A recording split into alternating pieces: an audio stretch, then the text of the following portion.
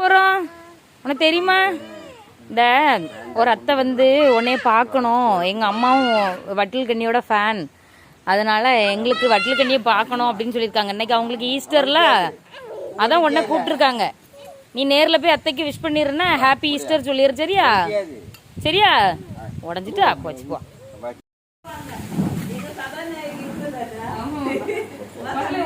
பார்க்கணும். நீ இது அப்படிதான் யார பார்த்தாலும் இதே தான் பண்ணுவாங்க பாருங்க. நம்ம வீடியோ எடுக்கண்டாமா?